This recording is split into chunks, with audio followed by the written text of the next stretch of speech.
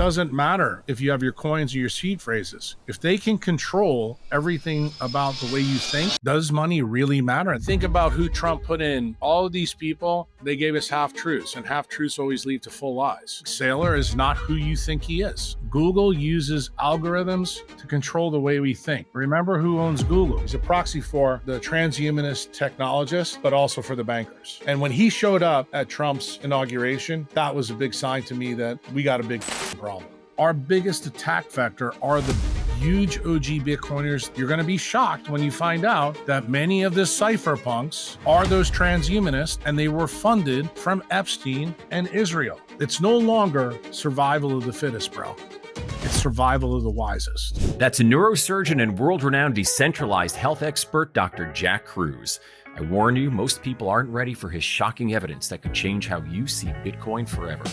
In this episode, he exposes the hidden transhumanist agenda secretly targeting your Bitcoin, which is exactly what transhumanist technology does. Then you begin to understand the big attack vector. Why getting cozy with governments was Bitcoin's biggest mistake and how it's backfiring right now. Kumbaya moment is going to end with the midterms. Decades of buried history revealing exactly what's coming next for your privacy and freedom. The Bank Secrecy Act happens literally 6 months after Lansky is detained by the U.S. government. It starts the process to the CBDC.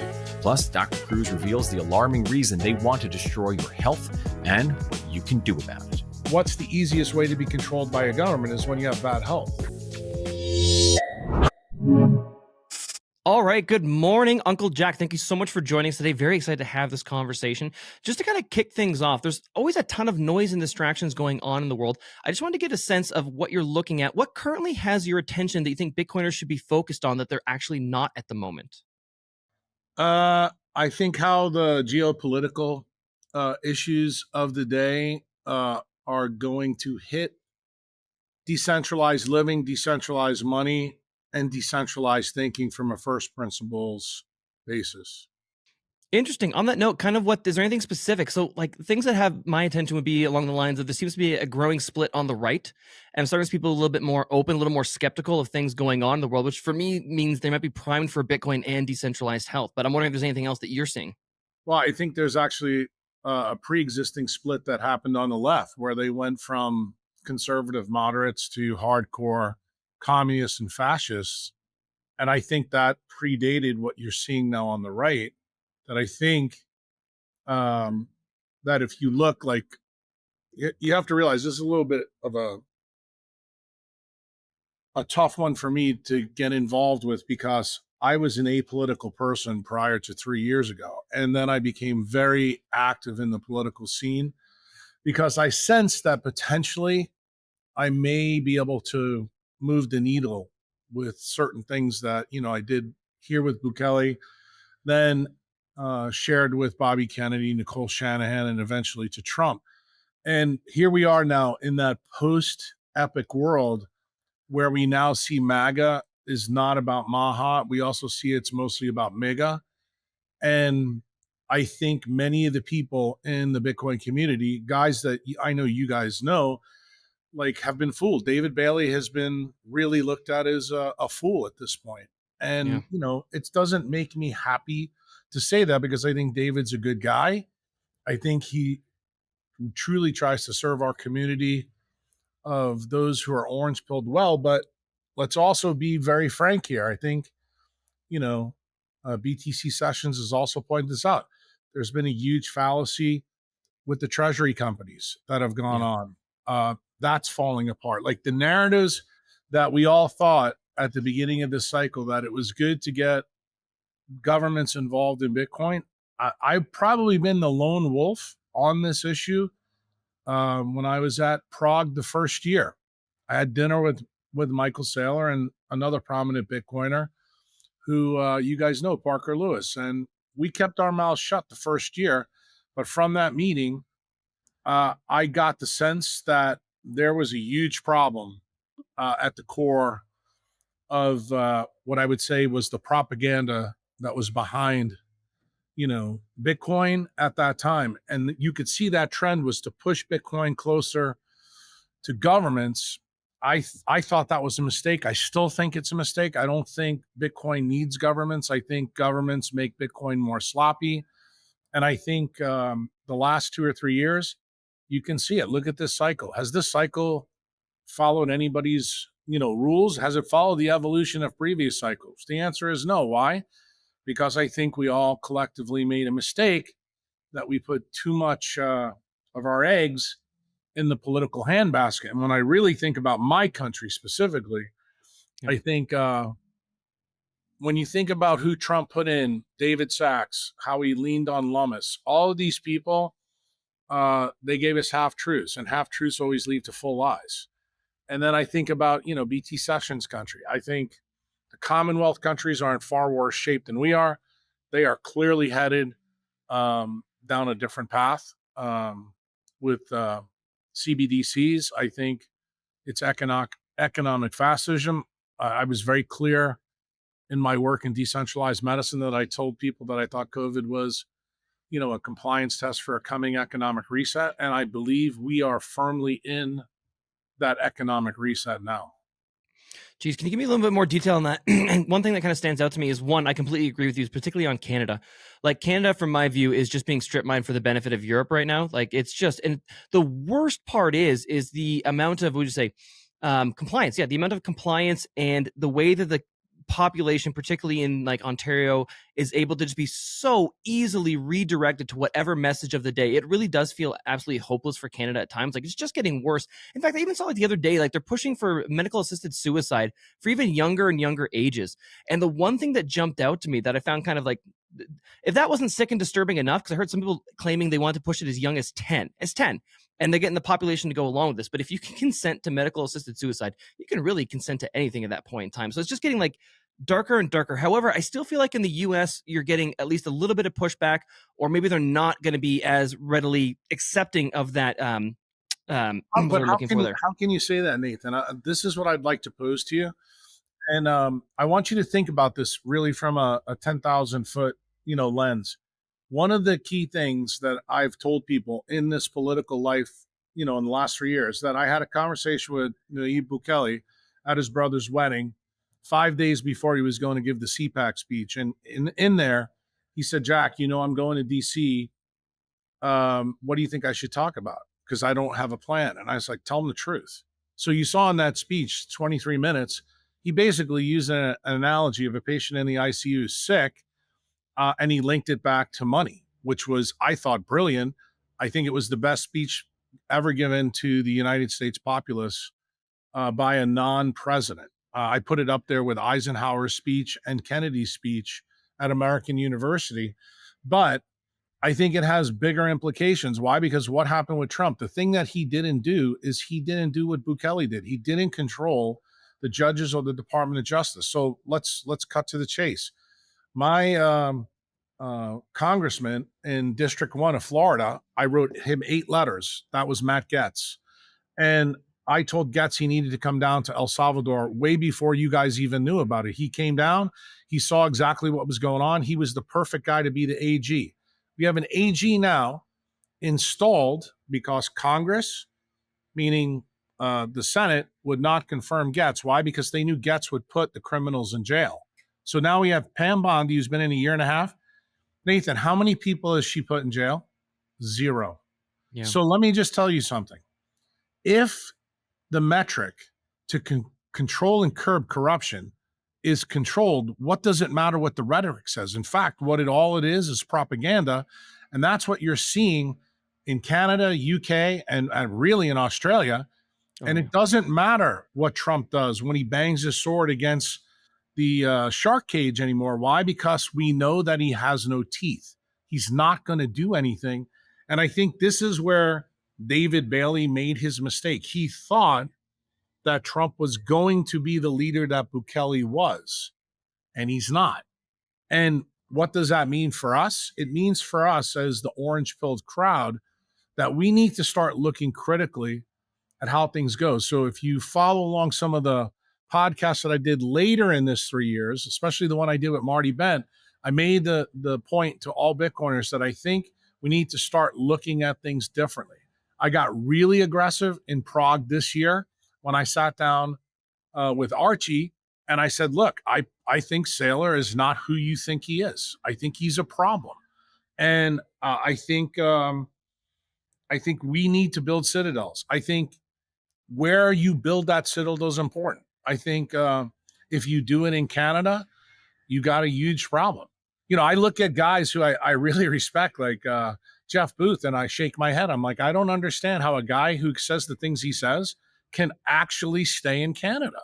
I got on Sean Newman's podcast and said the exact same thing to the people in Alberta. Like, they like to think that they're the bastion of freedom in Canada, but they're like fucking Plato's slaves in the cave.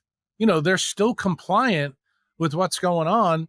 And I have to tell you, the people in MAGA are the same way. They are compliant with the bullshit that's going on.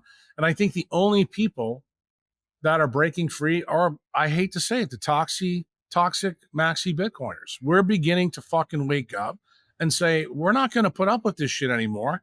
And the bottom line is, when you realize that Bitcoin gives you that big issue, and let me circle back to your original point. The left and the right have one thing in common that Bitcoiners have missed. They fucking hate privacy, both of them. And that tells you why Bitcoin needs to get rid of politicians, okay? Because we are about privacy. We know that the First Amendment in the United States, the Fourth Amendment in the United States, these are all critical in this privacy issue.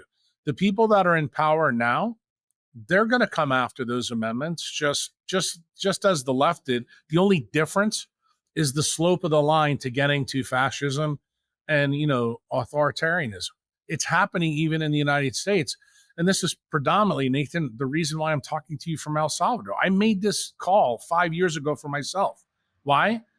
Remember who I am. I'm a brain surgeon. I'm a diagnostician. I'm designed to take disparate data and come up with a treatment plan. I no longer trust anybody on the right or the left. I don't trust any politician out there at all.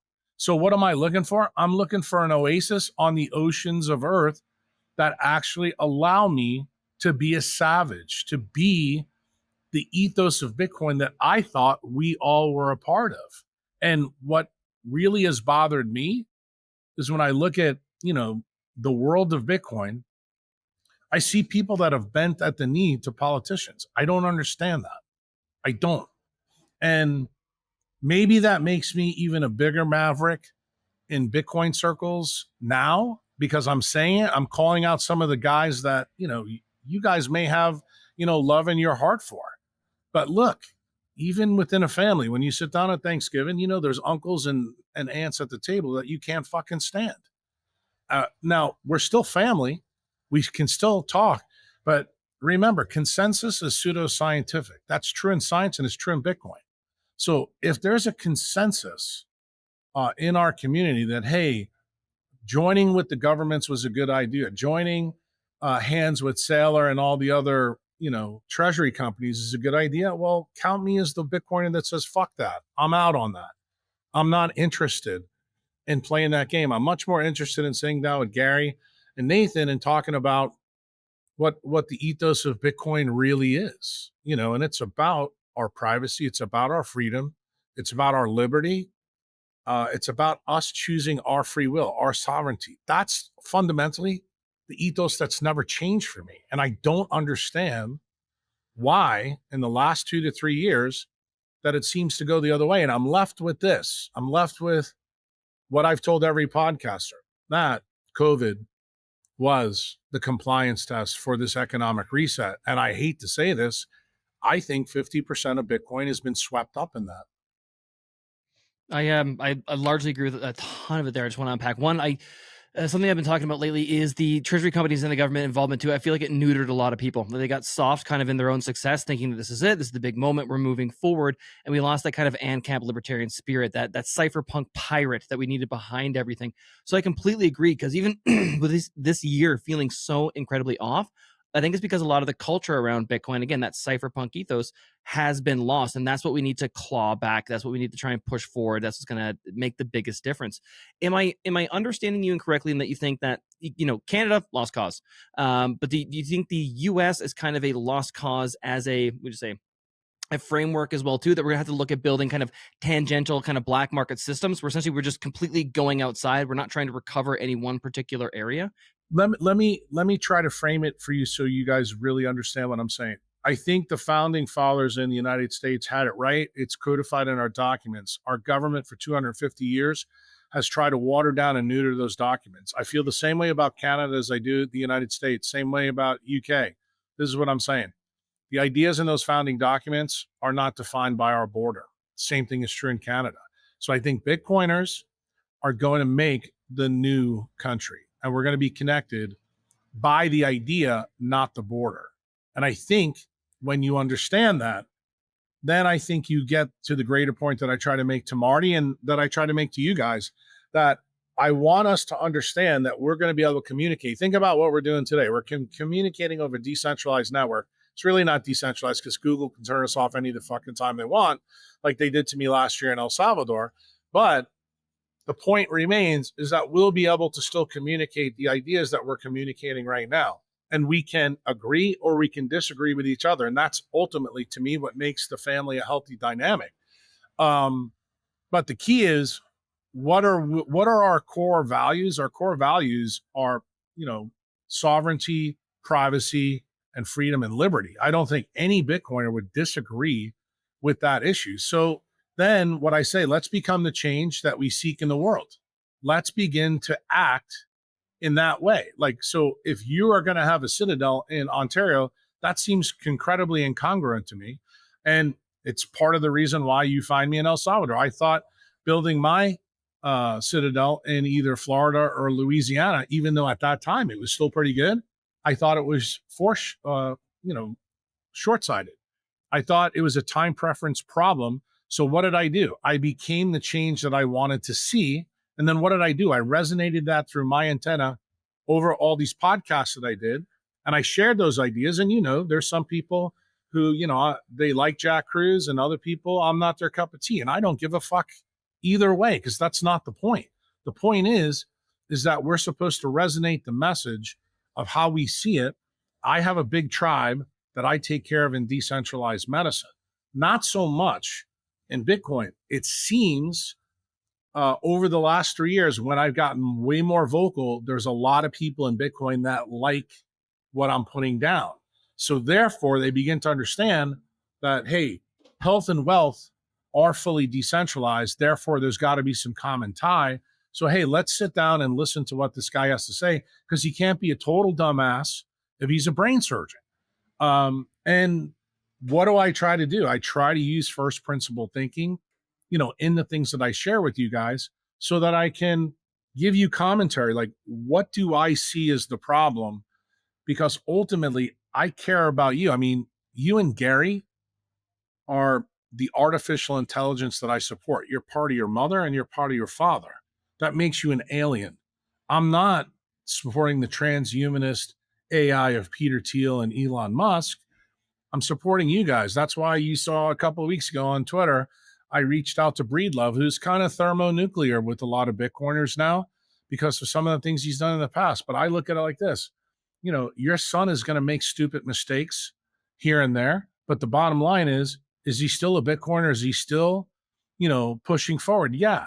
I mean, I don't care if people want to make fun of him, but, when you see him struggling to have a kid with his new wife, dude, that to me makes some sense, because that future kid could be the next Jack Dorsey. That future kid could be the next Michael Saylor. That kid could be the next Jack Mallers. And I think when you think about that, you should look at a tree like the trees behind me. Some fucking guy planted that tree and I got the benefit from it. So I look at our kids exactly the same way. And I think, BTC Sessions, you guys, you've done a great job of getting the soil ready for those future trees. And I think my part of this is to kind of be the default switch to get people back. What's really important, what's not. Let's cut out the superfluous and let's focus on what really matters. And it turns out it's privacy. And when you understand that the left and the right are trying to take that away from us in different ways, then we can all say, fuck you. And that's it. That's really how I see it. So am I worried about your countrymen in Canada? Yeah, because I don't see them acting rapidly enough to this environmental change, this government change that's there. That means an extinction event is likely headed your way. Do you think I want the people in Alberta or the people in Ontario to be left like a T-Rex? No, I don't.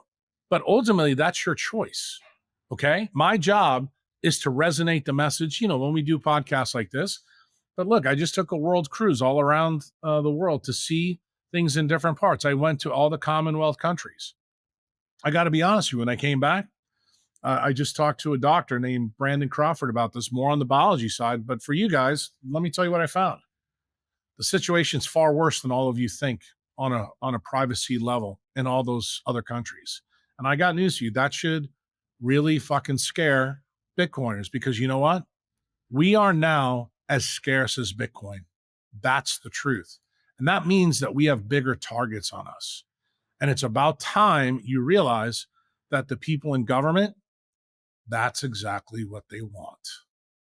Attention all freedom-loving Alberta Bitcoiners. Tired of the big six banks freezing funds, blocking transactions, or slamming your account shut without warning or explanation just for dipping into Bitcoin? Remember the Freedom Convoy debanking nightmare? The federal government has invoked the Emergencies Act. But don't let them control your money or erase your financial life. Join the pioneers over at Bow Valley Credit Union, a place run by freedom and sound money advocates. I bank there myself.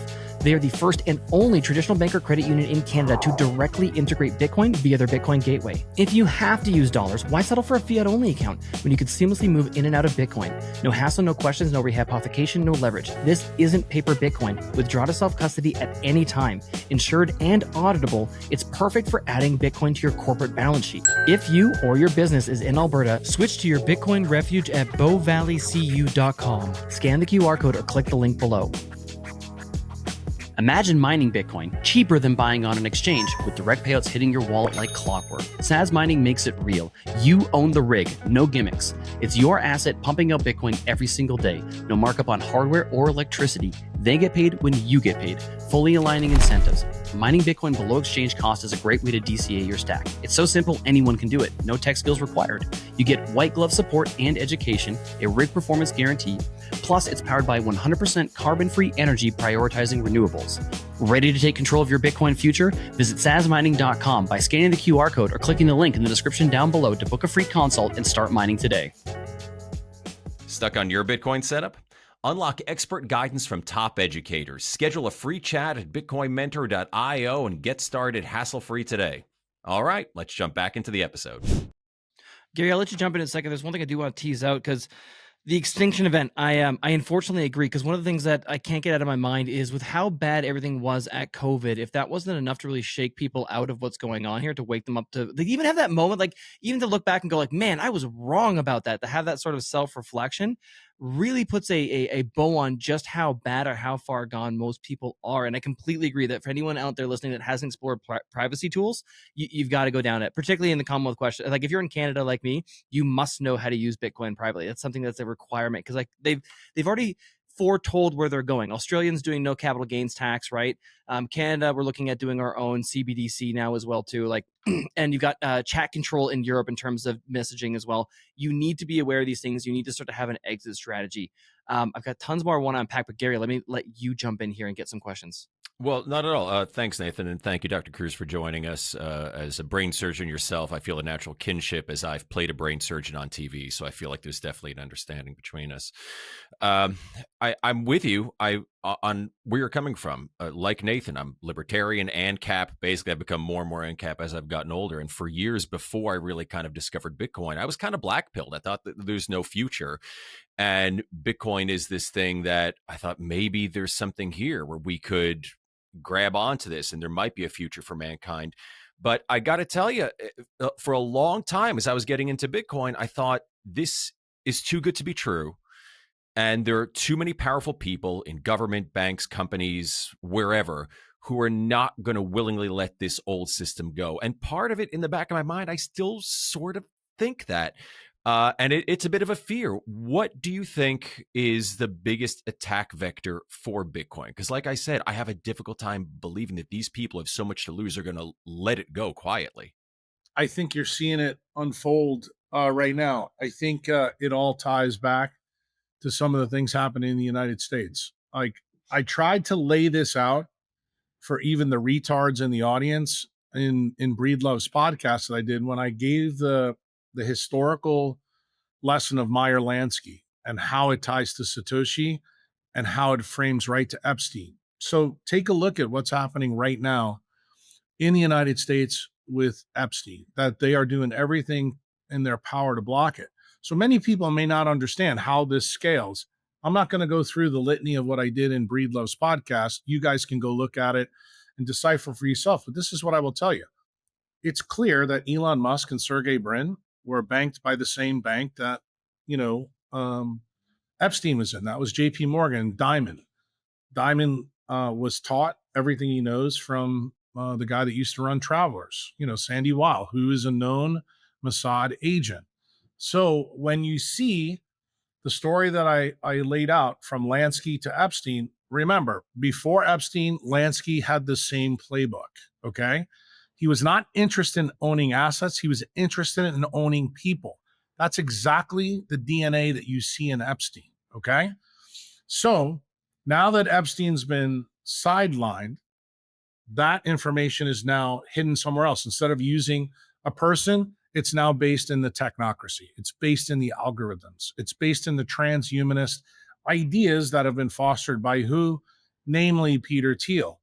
Now you begin to see how all these points come together.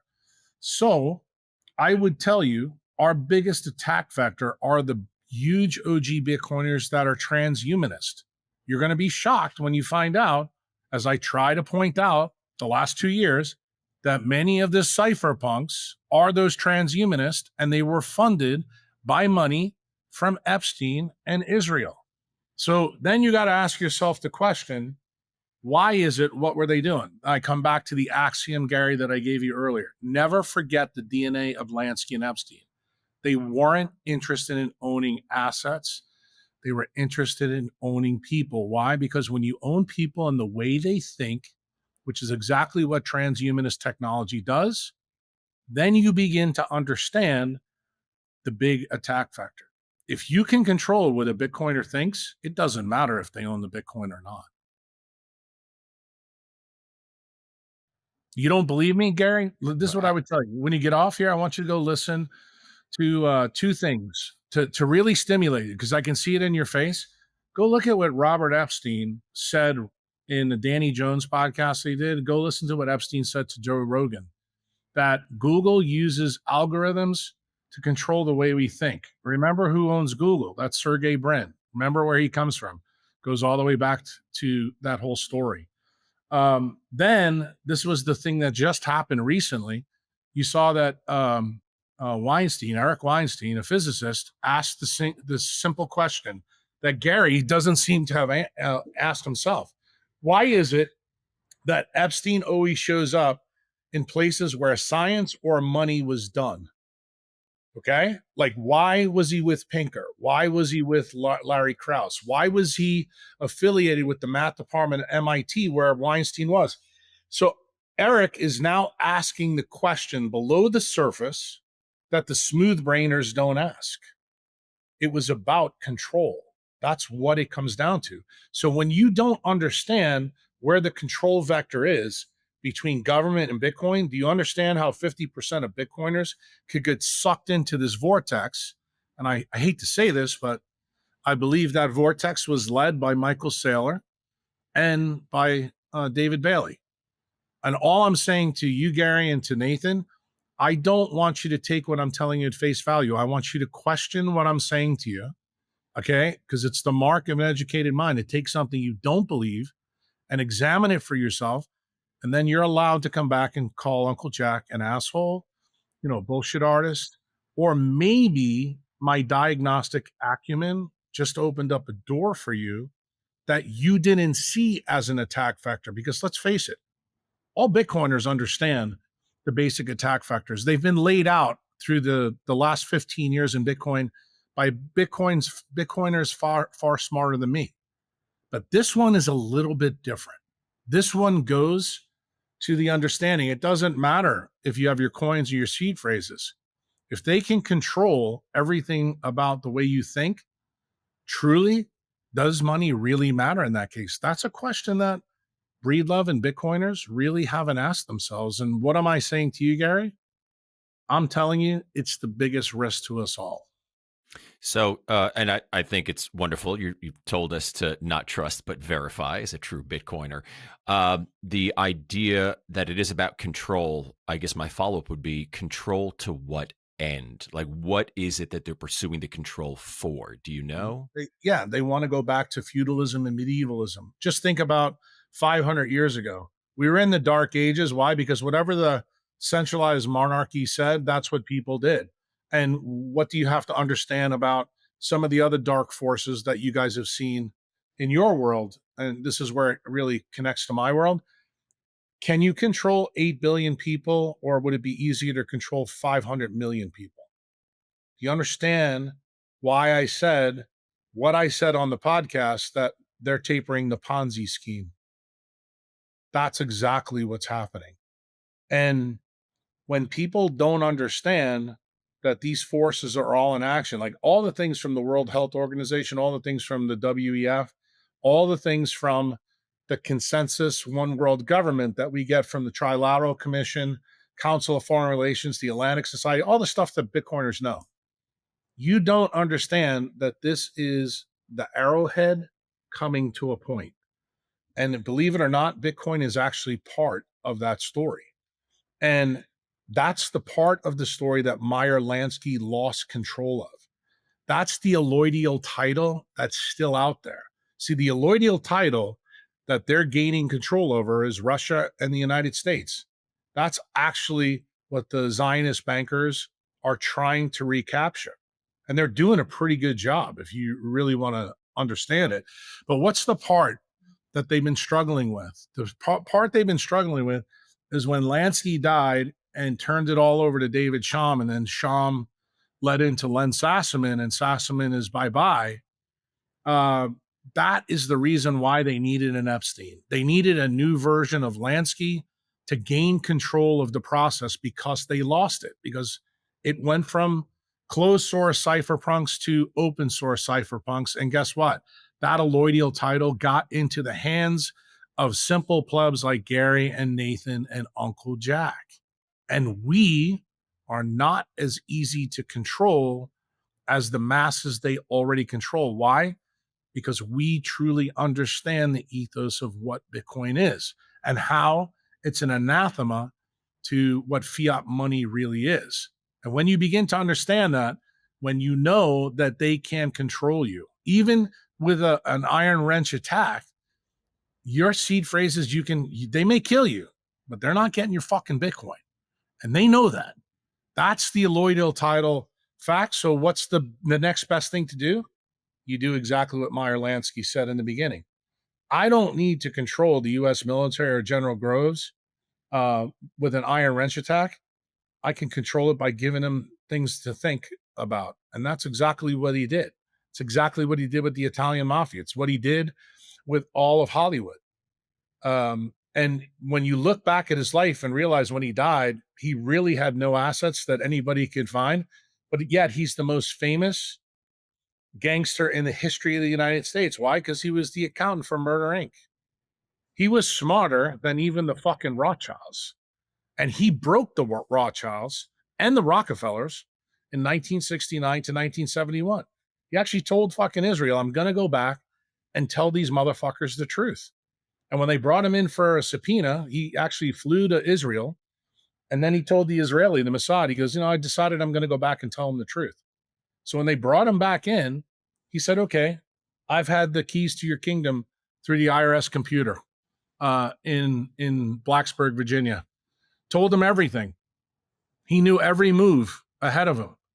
And guess what happened? Nixon eventually and his attorney general I think it's Alan Levi, basically let Meyer Lansky go because they said he was going to die. He wound up living another 10 years. But here's the thing that you should pay attention to. You have Bitcoiners out there that absolutely think axiomatically that 1971 was the key issue. They're fucking idiots. 1969 was the key issue because that's when they brought Lansky in, and Lansky told them, you need to debase the money. You need to close the gold window because as long as you use fiat money, I'm ahead of you. And then he gave him the answer. He gave him the CBDC answer. He said, you really want to control people? Let me tell you how you do it. You computerize the money. So guess what happens? The Bank Secrecy Act happens literally 6 months after Lansky is detained by the US government. Okay, what does the Bank Secrecy Act basically do? It starts the process to the CBDC. Now, the hardest part, and Lansky told him this, is computerizing money is not going to be an easy task. And he warned them, but he says that's the task you must take. So Gary, now I need for you to go back in your history and pull up something very interesting that you can fact check Uncle Jack. Do you find it interesting after World War II that cryptography was listed on the Munitions Act? I didn't even know that.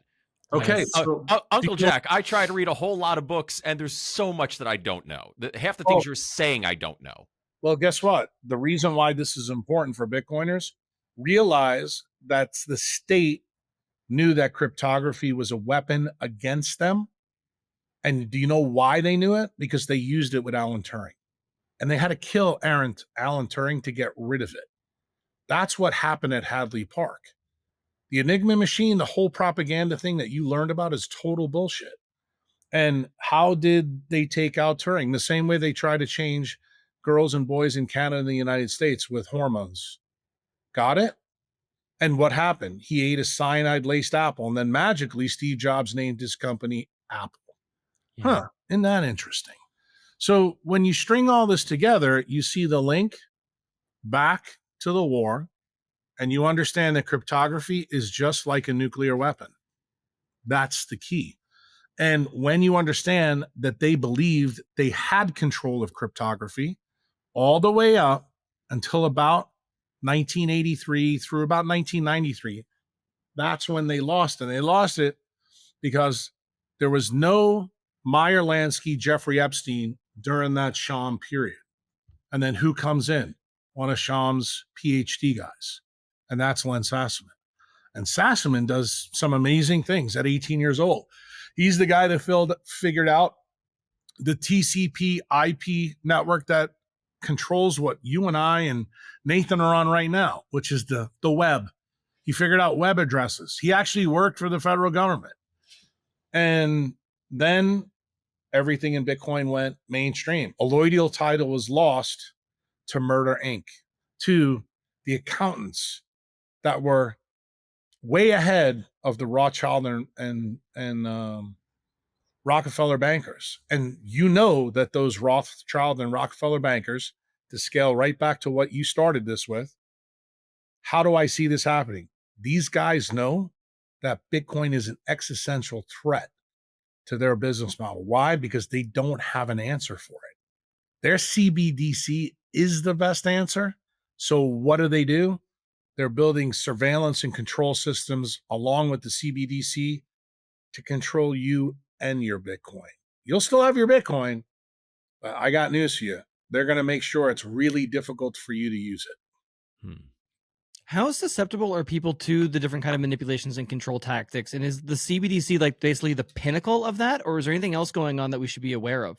That's why I told Gary I want him to look into Epstein. And when I say Epstein, I'm not talking about Jeffrey. No, I'm talking about Robert. Robert Epstein, who's used to be a big lefty. He controlled a lot of science in the psychology area. What he said when he turned to be a whistleblower on Google is the key most important thing. And that's the reason why Sergey Brin is my true ultimate enemy. I know that he's the biggest enemy of the state, but who is he a proxy for? He's a proxy for the transhumanist technologist, but also for the bankers. And when he showed up at Trump's inauguration, that was a big sign to me that we got a big fucking problem. And I don't think David Bailey saw this. I don't think most Bitcoiners saw it. And I had to be really careful about the things that I said because of the things that I did over the last 3 years. They are very, very, very, how shall we say, dangerous to the game that's being played right now. And the thing that I would tell you right now, I just spoke at Bitcoin Historico and Adopting Bitcoin in the last 4 days. And when I was on the stage 2 days ago, I said to people at Adopting Bitcoin, this will be the last time you hear me talk about politics live in a Bitcoin space. Why?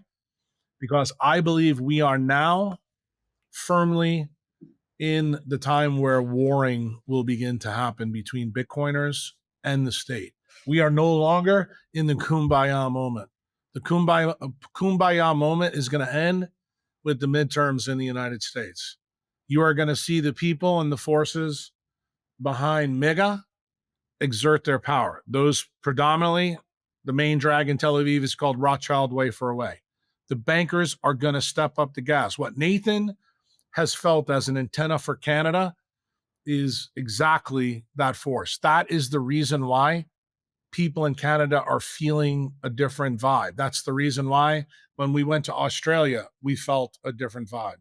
When we went to Europe, we felt a different vibe. The only place in Europe that has a pulse right now are the previous communist countries like Czechoslovakia, which is part of the reason why I think the Bitcoin Prague meeting right now, it's the most clean signal in the entire Bitcoin community. Why? Because they've already lived through it. Mm. And the people here in the United States that are going to all these conferences, to be honest with you, Gary and Nathan, I don't want to see any big Bitcoiners go to any of those conferences. Do I know that that message is not a message that David Bailey wants, resonated? But that's how I feel. Why? Because I think BTC sessions, Gary and Nathan, are more important to what's coming down the road than you going to share your ideas at a Bitcoin conference with a bunch of people. And I told Marty Bent the same thing. And I know that this message, you may look at it, Gary, as being dark. I don't think it is. I think it's light. I think it's the light at the end of the tunnel where I know we're going to win, but it's going to take good first principles thinking to fight back. So I would tell you, every Bitcoiner who listens to this needs to go out and buy Sun Tzu's book. And this is the key distillation, Gary, that I want you to understand. I read that one, by the way, just so you know. Pretty pat on the back. To know your enemy, you must become your enemy. And that is what Uncle Jack has been doing for 20 years. Why the midterms? Why now? Because I agree with you that this battle was always coming and that the kumbaya moment, I thought it would go on longer. I thought essentially we'd have kind of USD, gold, and Bitcoin all rising together as other fiat currencies and other systems get worse. And that would be kind of the final battle would be kind of Bitcoin versus the US government. Why now in the midterms? I didn't think that they would really.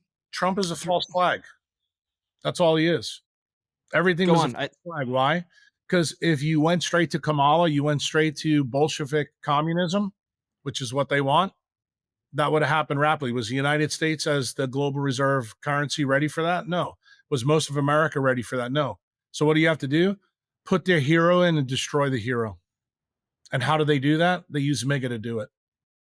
MAGA's become MAGA. Look what happened to Maha. Maha became Haha.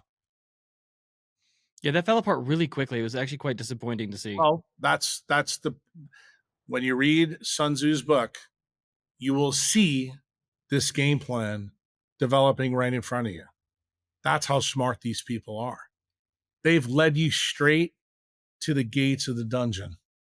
The actually one thing that just jumped out at me is that would square the circle on why the samurai devs are still getting max prosecution, even though they submitted a guilty plea. You would think they would have negotiated for that, and they got the max sentence possible. And why they're on one side, they're saying that they're not going after them anymore, or not going after Bitcoin related stuff anymore, and more favorable. We're gonna take those two guys who are focusing on privacy and absolutely just ramrod them. Do you understand now why also you start hearing things out of Trump's mouth? Well, maybe we can pardon Ghislaine Maxwell. Maybe we can pardon SBF, right? Yeah. And what was the olive branch? Oh, well, we'll give you Ross back. Like maybe giving you Ross back is also part of the psyops. I fell for that one. I just quickly, I 100% did. I think most of us did, but what I'm trying to tell you is that you need to see this more from 100,000-foot lens, and this is where it's really important, where you have to marry decentralized health and wealth. I don't think Bitcoiners have really done that. I think my tribe has done a better job, and I would tell you my tribe is probably more ignorant of Bitcoin than it is on the health side, because what's the easiest way to be controlled by a government is when you have bad health. And that's the reason why, Maha became haha overnight, why they haven't gone after the big things.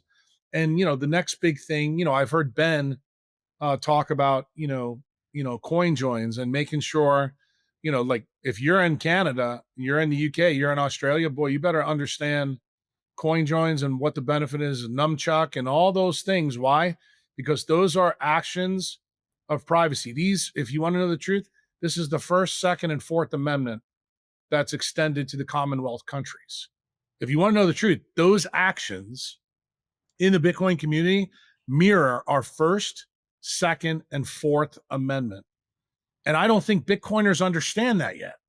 And that's the reason why I say to you, where you put your Citadel, where you go right now. If you want to know the truth, I think your best bet is to build your Citadel, but make sure you got a 60-foot catamaran parked outside, because you might have to be a traveling Wilbury, because I have a funny feeling the oases are going to change a lot in the next 100 years when we go to 2140. Why? Because if you think this threat, Gary, this existential threat that I'm painting for you is going to get smaller, Bitcoiners are going to become huge enemies of the state going forward. Why? Because we can't be stopped. And the smarter we are, Gary, we're going to have unbelievable wealth in which to fight the state. We may be the only people out there that will be able to buy weaponry to fight the state. Because remember something, the real reason the state needs Bitcoin now is they know fiat's dying. They no longer can use fiat to buy, stealth bombers and nuclear weapons. There's going to come a time when Gary and Nathan get together and spend maybe 1 Bitcoin and build a thorium nuclear reactor in their backyard to power all kinds of fucking scientists that are going to be babies from Bitcoiners that come up with really cool electromagnetic weapons to go after the people in the state that are trying to take our freedom and privacy. That is the future that is going to happen. And bringing people to meetings together where those people that may be the future Ben Franklin's, George Washington's, and Abraham Lincoln's, or, whoever the fuck you want to put in that group, we can't do that. We have to be smarter. It's no longer survival of the fittest, bro. It's survival of the wisest. And I need Bitcoiners to take their fucking head out of their ass and begin to realize that. We can't all fly in the same plane. It's too high risk at this point. Gary, go ahead. No, I was wondering, I guess, what kind of a timeline we're talking about, because, okay, you want to get us, we want to prevent this. Frankly, I'm surprised the government hasn't fought harder up until this point, or governments haven't fought harder up to this point. Well, but, you know why they can't, Gary? Think about it. Where are most of the big OG Bitcoiners? They're in the United States. The United States still has some degrees of freedom. Not much, but you're already seeing it. I made the point to Nathan earlier. What has Pam Bondi done as OG? Fucking nothing. So realize what happened in J6. Maybe you're forgetting what really happened. A PSYOP propaganda issue that the government started with the intelligence agencies put fucking Americans in jail. You know what that was? That was a compliance test for future Bitcoiners. Wake up, Gary. It's a very interesting theory in the sense that it's like, okay, we're going to stoke the flames. They had how many federal agents there? We're going to lock them up without a trial for a year and see it almost felt like a dare. Like, is anybody going to do anything about this? Would you really be willing to come and get them? Think about the trucker. Think about the truckers in Canada. It's the same. Look, these are all practice scenarios. This is Agenda 2030 right in front of your face, Gary, and you're looking in the screen going, is Jack fucking crazy, or is he seeing something a target that I don't even know fucking exists? Well, guess what? I want you to begin to question that. I want you to think I'm a crazy motherfucker. So that way you do your due diligence and you start to draw your own conclusions. No, I completely agree. I actually want to take that and pivot for a second, because we haven't even touched on decentralized health at this point. And if I was to ask you to basically, I almost want to like start the conclusion and work our way backwards, because I want to shock people out of compliance. I want you to say, I want them to hear something that's a little bit like, that's too absurd, that's too far out there, to make them go and do the research and do the digging. In terms of the decentralized health aspects, what are some of the highest ROI activities or things that people should be looking at or considering? Oh, this one is simple, Nathan.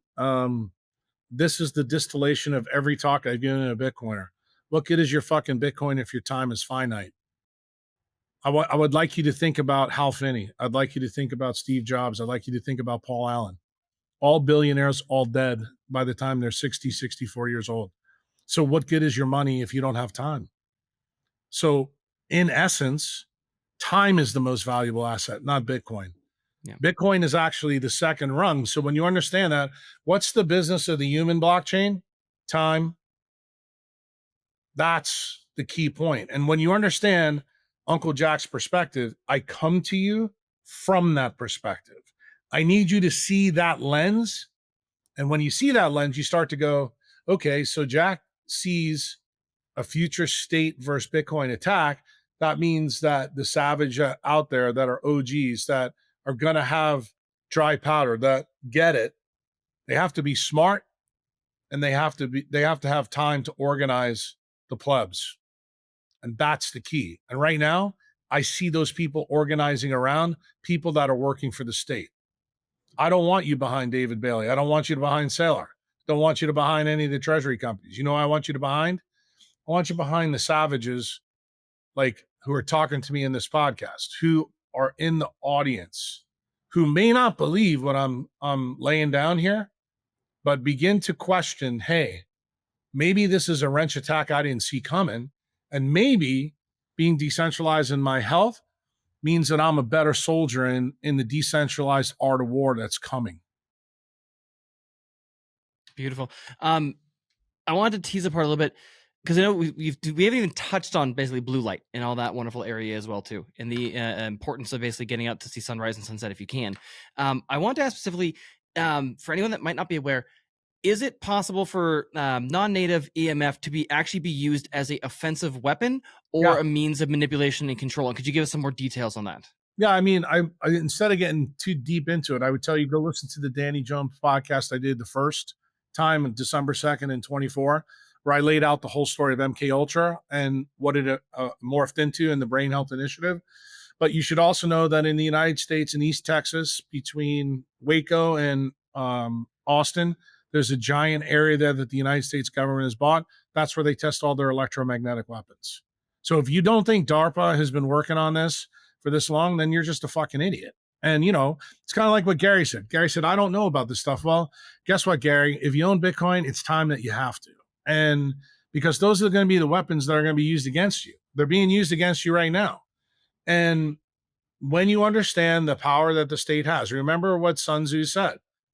To know your enemy, you have to become the enemy. So that means you have a duty to understand what their capabilities are at this moment. And Bitcoiners are not heavily involved in the right science. They're involved in transhumanist bullshit. You know, that's the ideas between Thiel and Elon Musk. Like, when you understand fundamentally what Elon Musk is trying to do as a rocket man, he's trying to go to the nearest planet that's a dead red desert. That's about the stupidest fucking thing any Bitcoiner could ever want to do. Okay. And he wants to power this by putting Bitcoiners in electric cars, which fucking hurt them. Well, if you are compliant with that bullshit, then guess what? Turn this podcast off, because it's not for you. Okay. You're part of our problem in Bitcoin, not the solution. And if you thought it was a good idea to take a jab to travel because you're a Bitcoiner, you have a famous podcast, AKA Peter McCormick, you're also part of our problem. Doesn't mean we can't bring you back into the tribe when you understand what the fuck you're really doing. But the point is, I need Nathan's babies and Gary's babies to be as pure blood as possible for freedom and liberty and privacy, because they're going to be the soldiers that are going to have to fight the state down the road. And what is the state doing right now? They're destroying our children and our families on purpose through healthcare, through transhumanist ideology, through hormone blocking drugs, through vaccinations, through supplements, through pills, through food. That's the link. And the big one they started with was light. That's where the blue light part of the story comes in. It was the ultimate effect that Meyer Lansky showed General Kruse on the docks in Brooklyn when they found a SS surgeon named Plotkin. And that's the only guy Meyer Lansky didn't kill. And he turned him over to Kruse, and Kruse heard a very interesting story. He said, what the Nazis are doing is trying to use Mexican peyote and mushrooms to control people's behavior. What happened here in the United States? MK Ultra was born. MK Ultra was run by Stanley Gottlieb. What did Stanley Gottlieb do? He started with what the SS surgeon told him. So what did he do? He dropped LSD over the whole city of St. Louis in the 1950s. Well, it didn't work out so good. But what else did he find? The guys that were Meyer Lansky's friends in Las Vegas, on happenstance alone, decided to change their casino's lighting because they found it made them more money. And guess what Gottlieb did? He started to use blue ambient lighting in the MK Ultra program. And then what did they do? They moved it to the Stanford research place. Then they moved it to the Brain Health Initiative. Now it's firmly entrenched in Washington, D.C. and DARPA. And it's being used at scale on every single population out there. And who's the front man for that rock band? Sergey Brin and Larry Page. Now Larry Page owns TikTok. Sergey Brin is in the back controlling every algorithm out there. Who's unleashed that playbook? The guy I told Gary to go read about, Robert Epstein. They're going after him. But why? Because he pointed out this issue. These are your enemies, and you have to understand why this has happened. That's how they plan on taking Bitcoin apart. They're not coming after us in an attack that you think. They're using Sun Tzu's book against us. Appear where your enemy isn't. Use obfuscation and propaganda. They're using Edward Bernays on us, and y'all don't even realize it. You're too busy fucking eating steaks, listening to retards and Bitcoin, doing the wrong things. I want to make you a fucking savage. I want you to understand the battle that's coming in the front, because everything that I teach you is about one thing: time. I want to put time in your bank account more than you can fucking imagine. Why? Because I know that's when you're going to use your Bitcoin for the right thing. When the battle really comes to fruition and we're going to have to fight the state collectively, we're going to be a pretty good force. And if you think, Gary, this is fucking crazy talk, just remember a bunch of guys who are farmers who left Britain one day, put their pitchforks down, and fucking beat the best army in the fucking world. So if you tell me that it can't happen, then you tell me you're a moron because you don't know your history. Well, I want to learn history. Can I listen to the non-retards but still eat my steak? Yeah, you can, but just make sure when you eat the steak, you just have to see the sunrise every morning. Why? Because I go out for a walk every morning, baby. I'm out there. No, not a walk every morning. You didn't listen to what I said. You got to see the sun on your eyes. Why? Because that controls the two cycles in you that allow you to use the steak and the fat properly. It's called the TCA cycle and urea cycle.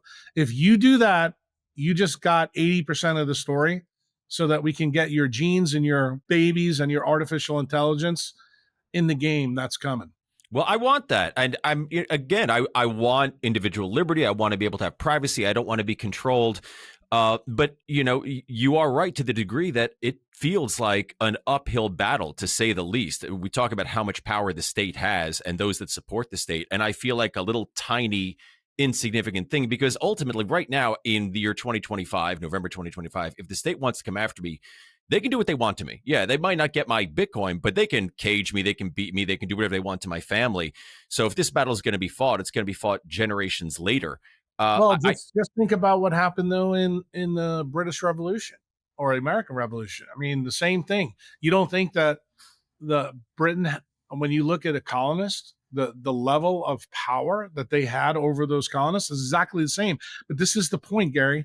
you're minimizing your effect. I would say to you that you're far more powerful as a Bitcoiner in 2025 in November than the guy who was in Virginia that was planting tobacco with his pitchfork.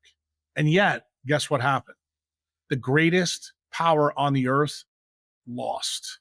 And those motherfuckers are coming after us right now because guess what? We now have a Lloydial title and they know how important a Lloydial title is in Bitcoin. So I would submit to you that you're already being controlled because you think you're losing when you're actually winning. I love to hear that. These are the two things that I need to know, Nathan. I'm sorry. I really still need to wrap my head around the idea of the purpose, why these people, the transhumanists, or you've mentioned on previous podcasts, Fabian Society or socialists, whatever. Why is it that they want to control me? Is it just control for the sake of control, like one human being wants to control another? Or is there like a philosophical idea that they are trying to impose on society writ large? And my follow-up question is, once I get that answer, and maybe I missed it, maybe you already said it and I'm just retarded, what are the books, the most important books that you'd recommend I and my fellow Bitcoiners read? That one's tough. I mean, you have to read the Decentralized history book and you want to know the truth that's not written yet. Now, there's some very interesting history books about how the Fabians morphed from Queen Victoria into, the School of London economics. In fact, the Fabian logo is actually in the stained glass of the London Economics School, where you see a sheep in wolf's clothing. And what did that come from? It actually came from the idea that when Queen Victoria came into power in 1837, her family was still chapped ass that they lost America in the American Revolution. And many people believe that the Fabians were behind the genesis of the Civil War, the killing of Abraham Lincoln, and also the killing of McKinley in 1900. But we know that the Fabians were behind the Bolshevik Revolution. Those are all the people that were the Zionists that were in the Fabian fold. That's Wells and George Bernard Shaw, which those are UK. Look, the whole problem has always been the UK royal family. And what their modus operandi is, Gary, is very simple. They want to go back to how it was in medievalism and feudalism when we were out in the field serving them and giving them their tithes. That's really what it comes down to. And they want to have that pyramid balance of power in terms of centralization. They are not interested in any type of decentralization at all. And what the Fabians have done over the last, I would tell you, almost 200 years, have acted at the crown's behest. That's what the Bank of England has done. That's what the Fabians have done. The Zionists that came out of Saxe-Coburg-Gotha, who were loyal to Queen Victoria and her family, who changed to Windsor after the Treaty of Versailles. The people who actually did the Treaty of Versailles for America were Fabians. They were Council of Foreign Relations people. They were Atlantic Society people. That's who the Dulles brothers were. Most people don't even know the Dulles brothers were involved in the Treaty of Versailles. But remember, the Dulles brothers were involved in what? JFK's assassination. What does that go back to? It goes back to Dimona, the Apollo affair, the British Zionists who set up Israel. Goes back to the Balfour Declaration on November 2nd, 1917. When you see all these pieces come together, you start to realize the Fabians' idea of small incremental changes that lead to total authoritarianism, that's the goal of the one world government. That's what's happening. And right now, Bitcoin is an existential risk to that political ideology. I know that's the Fabian idea. That's the whole idea behind Fabianism. But I do want you to clarify something just briefly, because I've heard you've touched on Zionism, I think 3 times so far in this podcast, and you've mentioned it elsewhere. And I want to clarify exactly what you mean when you say that, because obviously a lot of people hear the term Zionism and they immediately think the Jews. And I don't think that's what you're talking about when you say that word, but correct me if I'm wrong. Maybe. Yeah, you're wrong. And I'm glad you brought this up, because that's exactly what the Zionists want you to think. They've been using Judaism as their shield for anti-Semites. Like, for example, you have a guy in the United States, Mark Levin. Anybody who talks against the Zionists, he immediately says the Jews. But you know what he doesn't tell you? That the guys with the Zionists in Tel Aviv just killed 680,000 Semites in Gaza.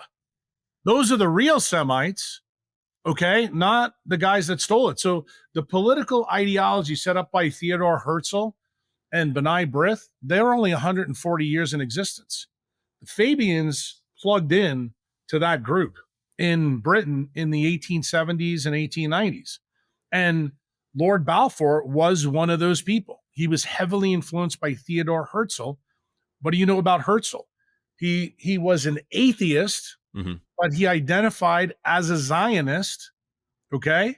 And he was one of the key architects of the Bolshevik Revolution, okay? So Zionism is a political ideology that's short-lived, that's all about fascism and totalitarianism, that has hijacked a religion because it was convenient. And they decided to use the religious story in their text, okay, to protect themselves so that the Fabians could operate out in the sunlight. And that's exactly what it is. So if you think Zionism and Judaism is one and the same and a synonym, you are a smooth brainer, okay? And you have no business being a Bitcoiner, because this is like Bitcoin 101, knowing your enemy. Your enemy isn't a Jew. Your enemy is the Zionists that actually are in the banking system, in the UK, the Rothschilds, in the United States, the Rockefellers, who prop up the entire system that we are in, because that allodial title is kind of like kryptonite to their Superman powers. Well, thank you for clarifying, because I do think that is an important distinction, because I know I don't hate anybody for their religion or how they were brought up or, whatever. Gary, I'll hate everybody equally until I figure out if they're worthy for me to like them. That's so fair.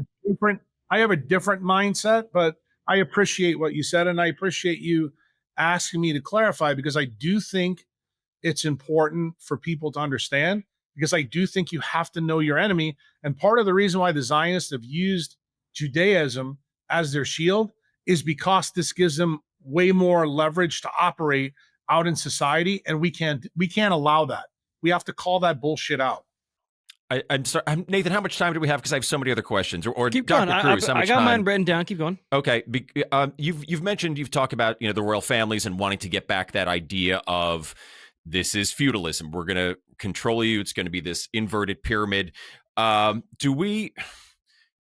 all of royalty, or is it just one hive mind? Do they all think the same? And I ask this for a reason, because I recently read only a few weeks ago that Queen Elizabeth for years rejected anybody from the Israeli government, which are the Zionists, because she considered them all terrorists to this day, from back at the King David hotel bombing. So she didn't seem on board with Zionism. What am I missing here with the disconnect? You're missing that her uncle, actually Edward, that abdicated the throne, was a huge Zionist. That's why he was tied to Adolf Hitler. That's the reason why he had to retire.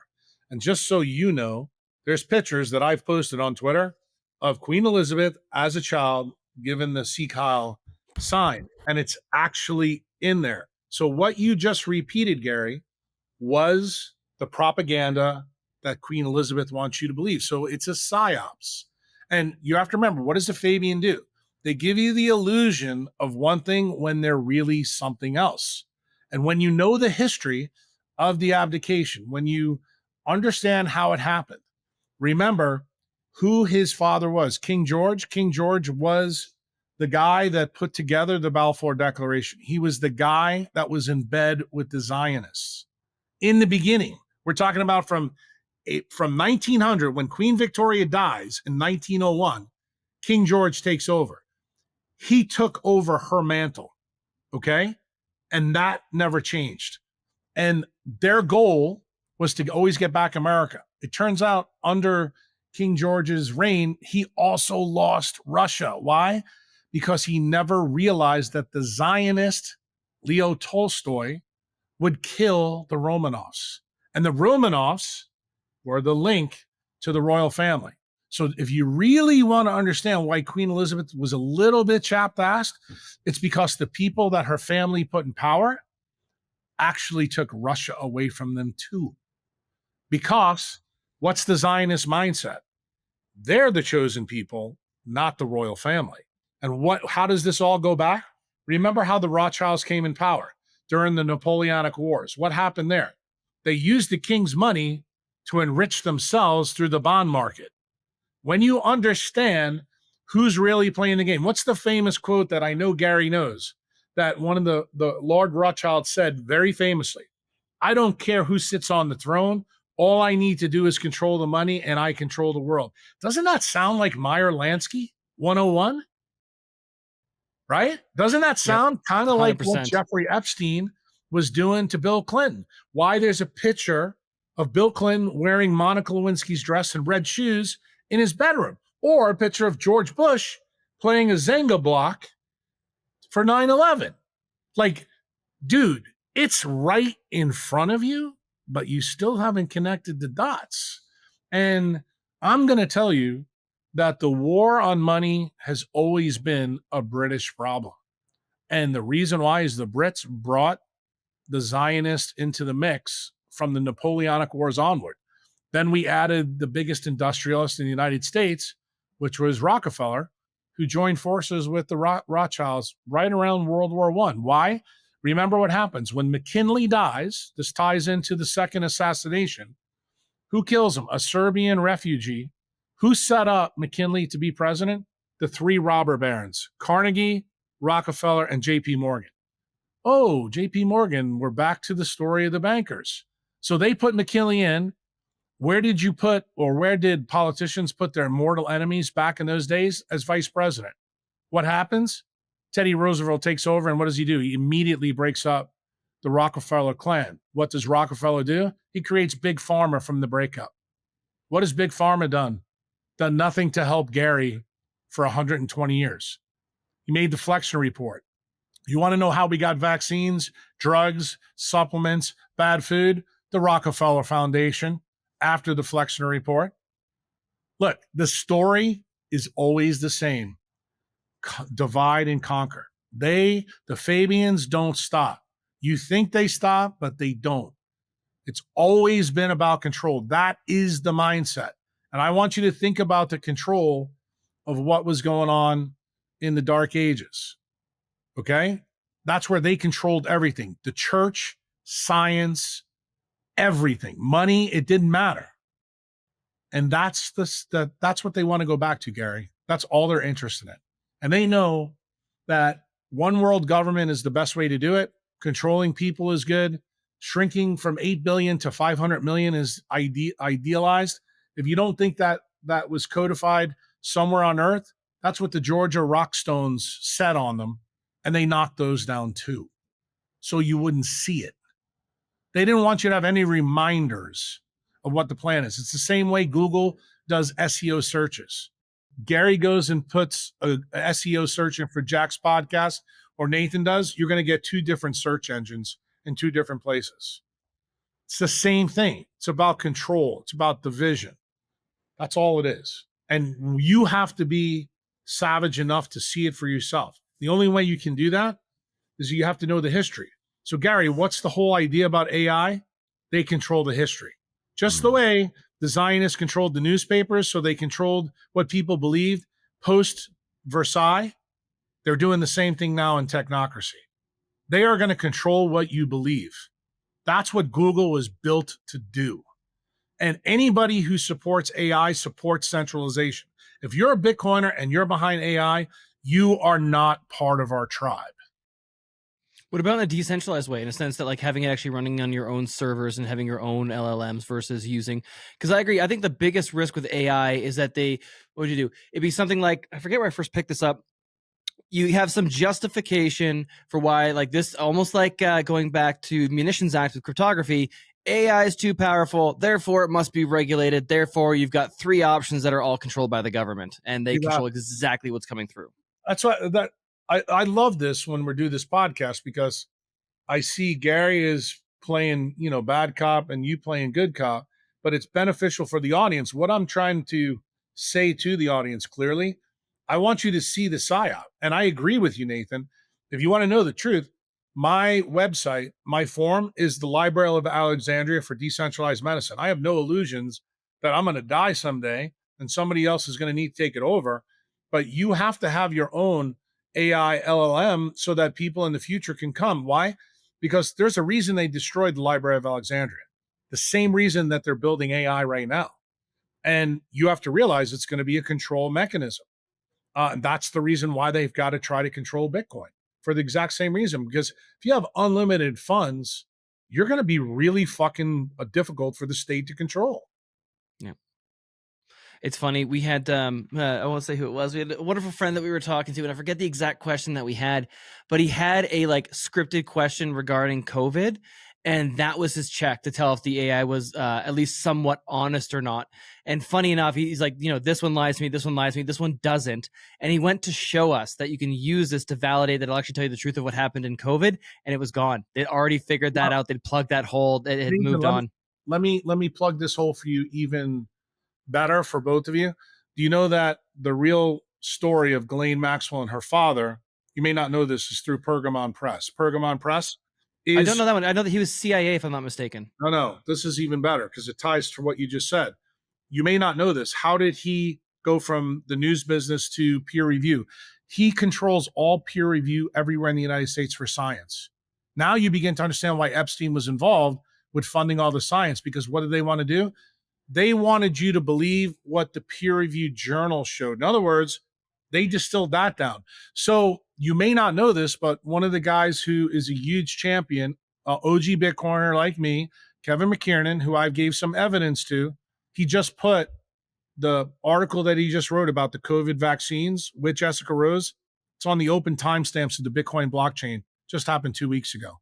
So in the future, when we do get an attorney general that will prosecute, the evidence will always be sitting on the Bitcoin blockchain. Because right now, no one's willing to do it in the government because peer review is controlled by the government, by the people there. So this is the reason why when you look at AI that your friend did in COVID, you get the consensus view. Tell me what fucking consensus is in science. It's fucking pseudoscientific. There is no consensus in science. But guess what they're doing? They're using SEO and search and peer review to get idiots to believe their consensus is decentralized when it's not. No, I completely agree. I used to work in the universities, and anytime I hear someone talk about peer reviewed, it's like the incentives are so unbelievably skewed. The only people that are making it into the positions to review them are the ones that already agree with them, that are part of the club, and they all think the exact same. It really is like one funeral at a time, if you're lucky, because they have so much, would you say, what I observed was there was so much identity wrapped up in their status and stature in the ivory tower that there's no way most people would ever risk that to actually go out to left field and have like a difference of opinion that might shatter the current zeitgeist. But Nathan, just think about what you just said. You just saw the old system in peer review. And what did Google do in 1995? They took the human element out. They used the human element to build the algorithm. The algorithm now does it for Gary when he gets on the fucking internet. I never thought of it applied to search. I never thought of that same thing applied to search. That's it. That's how it works. And you know what the problem is? Like, while you guys are playing checkers, Uncle Jack's been playing 4D chess for 20 years, trying to point this out to people. And this is the reason why you'll hear me say on some podcasts, like, if you want to search something with Uncle Jack, use Yandex. Why do I pick Yandex versus Google? Because it's Russian based. And guess what? Russian has also been like the United States. They lost that allodial title. What does that tell you? That the people in power, through the royal family, through the Vatican, through the Maxwell family tree, they can't control that search. They don't want anybody to use that because you know what? You may trip on your own dick and find the truth. It reminds me of how we spoke with Katie the Russian from Citizen X, and one of the ideas that she pointed out to me was like the idea of like you're going to get another passport, maybe get something like Turkey. The purpose being that you have two adversarial countries who hopefully will not share information and will not probably both be pissed off at you at the same time. Correct. Hopefully. And you know, it's I think this is the kind of things that you guys are bringing up now that makes me happy as a Bitcoiner, because that's the kind of information sharing that we need. Like, in other words, everybody says, oh, well, it's easier to just get my passport here. Well, maybe easy isn't the answer. Maybe embracing the suck is the answer because you're wiser. And that's the point. That's the point, really, that I try to get to with people when I'm agent provocateur, And, I know that a lot of things I say and do really piss people off, but I don't think they really understand. Pissing people off gets people to think. And like, we have a thing in medicine called Morbidity and Mortality Conference. When doctors make mistakes, they put us at the front of the room and they fucking throw arrows at us to make us defend our position. The goal isn't to take us apart as surgeons. It's actually to make us fucking better so we don't make the mistakes in the future. And I would tell you, I think podcasts need to do the same thing. And I feel like we're doing that on this podcast. And I hope other podcasters realize that instead of throwing people fucking softballs, they need to go after people. And when they have bad ideas, you don't let the bad idea fester. You go out and say, well, a Bitcoiner would say this. And even if the guy's your friend, you should be able to disagree with them, just like we disagree at the Thanksgiving dinner table with Uncle Joe, who's a fucking moron. Okay, I'll take that and I'll run with it a little bit. One, I completely agree because iron sharpens iron. And two, the other thing that popped out at me while you were talking was you should treat, like NVK always says, you should treat your stack like it's 10 times the value. You should also treat it like the government's going to come after you like you're 10 times more powerful, because you will be and they will. So if I'm going to go after you, Uncle Jack, a little bit. I'm going to go after you. Should, as Bitcoiners, we not be concerned? We talked about building a citadel where we want to go in the world and the best places to be. And I actually like the idea of, like, you might have to be a bit of a pirate. You're going to want to have access to water and be able to move around. You've been in El Salvador for a while now. Should we be concerned about the IMF's new relationship with Bukele and what's going on there? What's your take on the ground? Or is it a nothing burger? Or is it something that we should be worried about? I think the IMF take is a nothing burger, but do I think there's other risks that you haven't laid out there? Yeah, I do. And do you know that Uncle Jack has plans for that kind of stuff? The answer is yes. I do not. Yeah, well, because I don't talk about them. And the reason why, would a smart Bitcoiner get on a podcast and, unleash, the attack? What does Sun Tzu say about things like that? Yeah, but you can tell us. We're not going to tell anybody. Well, just so you know, to do stuff like that, that's why people come to see Uncle Jack at the Citadel. Why? We don't have any devices around to listen when we talk about things that have to do. Like, I'll give you an example. You guys are tied to Ben. When Ben talked about, hypothetically, what should Canadians do, and he talked about CoinJoin and Numchuck and why he's a fan of this, that. Remember what he's doing. He's giving you a hypothetical so that you can begin to start thinking about this. I would tell you, I kind of do the same thing with my tribe. I said, hypothetically, if this happens, what's your game plan? What am I doing? I'm running through game theory with them so they understand. Do I think it's safer for me right now in the third world because I know that my biggest enemy is in Google, and Google doesn't have a big footprint in El Salvador? That should be pretty obvious to you. Just so you know, what did Sergey Brin try to prove to me last year, Nathan? When I was on Adopting Bitcoin stage, he turned off the internet for Simply Bitcoin while I gave my talk. I'll give you something else. I'll share things with you. I'm not scared. 4 podcasts that I did, I'm not going to tell you who they are. They all got subpoenas from Sergey Brin this year. No. Well, fuck, man. What are you doing on with us? Gary, the truth is, I'm trying to bait you into action. Well, that brings up... I'm using Top Gun against you. I'm saying to you, Gary, I'm going to force you to learn some of these lessons because I'm going to bring Google closer to you. Now, I'm saying this obviously fictitiously, but you realize that there's a lesson in what I'm trying to tell you. Sometimes Sun Tzu teaches us, bring your enemy closer because it's beneficial. Ultimately, you don't diverge or divulge what you're really doing and what you're thinking. Just the same way, why did I take a trip all over the world recently? You think I'm going to tell you all the reasons why I did that? No. But guess what? When I do something and it sounds counterintuitive, you should pay attention to it as a Bitcoiner. Why? So that if you do happen to see me and we're, say, on a 60-foot catamaran in the middle of the Pacific Ocean, you say, Jack, what's going on? And when I tell you, you go, that's fucking interesting. I think that's it's a fantastic point. I do want people to kind of be maybe the word is startled into action a little bit, or they can get themselves thinking differently, which I think is important. So my question is 50,000 foot view here. I'd like to know what we can do to try to help our fellow Bitcoiners ask some of these tough questions. Because I got to tell you, as you know, it's very easy to just look at number go up. I mean, I check it almost every day, and it's silly for me because in the back of my mind, I know I'm not selling. It could go down to 10,000. I'm not selling. It could go up to 500K. I'm not selling. I'm in it for the long haul. And yet this dopamine rush of number go up, well, it makes me feel good. I'm getting richer. I can be a sheep and not worry. And I don't have to worry about that other stuff because I have money. But that other stuff is important. And there are Bitcoiners out there who may hear some of what you say, and they might have a reaction like maybe Gary 15 years ago when I used to work in government. I used to work for a congressman, and we'd sometimes get letters from people that seemed like crazy conspiracy stuff, and I could just dismiss it. So there are going to be Bitcoiners out there who might share some of your trepidations about the state and about people trying to come after them. What can we do to get them to A, not just be sedentary and feel okay by number go up, and B, not simply be reflexive and say, oh, he's just a conspiracy theorist, I don't need to listen to him?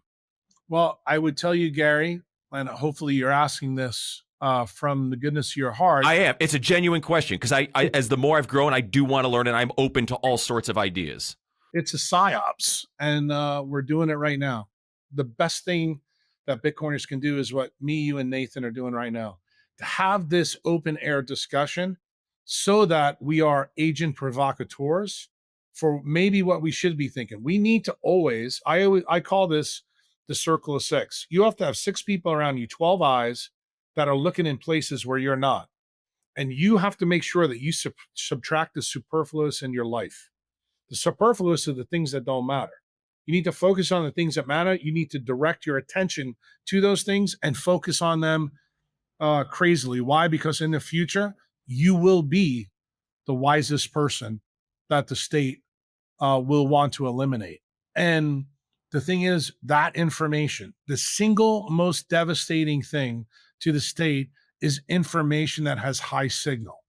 And I believe that what we did on this podcast already was very high signal and very low noise. I believe in a lot of the other podcasts that I've done, I had to inject a lot of noise so that the algorithms would not knock me off. Why? I needed for Bitcoiners to get a lot of traction. Right now, I'm not giving you any noise, bro. I'm actually telling you what the point of my needle is. And just remember something about this arrow. In order to get the truth into Bitcoiners, the arrow has to be sharp, really sharp. And I don't anticipate everybody wanting to know this. Now, to your last point of being Gary that used to be tied to a politician and you could dismiss conspiracy theories. Here's the greatest benefit to Uncle Jack, what happened in COVID. The conspiracy theorists remain undefeated. So maybe, just maybe, you need to start listening to the people who are the salmon in life. Maybe the truth lies where the salmon is and not where the sardines are in the ocean, in their swarms. And I look at it, I think I said this to you in the first hour of the podcast, that most of the sardines in Bitcoin have been in David Bailey and Michael Saylor's camp. What I'm telling you, Gary, is Uncle Jack hasn't been in that camp for 2 years. And I want you to know why. And I want you to question why. And remember, I've been pretty public about how I got into Bitcoin, who got me into Bitcoin. That might tell you maybe I'm talking to a different part of the Bitcoin network that you guys maybe should be talking to. And I would tell you, think about what those guys are doing now, making Bitcoin payments possible all over the world, really easy. In other words, you watch what they do and keep focusing in on it. They left the government. They didn't want to get that 230 section attack. They said, fuck it, I'll sell Twitter to Elon Musk, to the transhumanist. And I'll go out and focus in on the thing that fucking matters the most, which is what? Bitcoin. And that's what we're talking about right here. And Gary, I'm okay sitting down and talking with people who don't believe conspiracy theorists. I'm probably glad that I didn't meet you 15 years ago and I met you now. But I will tell you one of my cognitive biases, because I think it's fair to say, I no longer want to talk to fucking retards. I only want to talk to people that have an open mind. I want to pack parachutes that have an open mind. Why? Because I know how important you're going to be in the future, even when I'm dead. Why? Because you may be the circle of six for my son, my daughter, my nurse's kids, my nurse, my family. I look at you as part of my extended family. Nathan is my brother from another mother. So I want to make sure that when you come on and do a podcast like this, that you understand the kinship that we have. It's not through our genetics, it's actually through our mind and how we think, that we're first principle thinkers and we value freedom. We value sovereignty. We value the things that matter that were codified by Thomas Jefferson in the Declaration of Independence. And I do think the two most important things for Bitcoiners to read are the Declaration of Independence and really look at the words. And I think Sun Tzu's book. I think everybody this year, if you want to do something to your circle of six, buy them that fucking book. And if you're really a tool, highlight the fucking areas that you think that their eyes are really good at.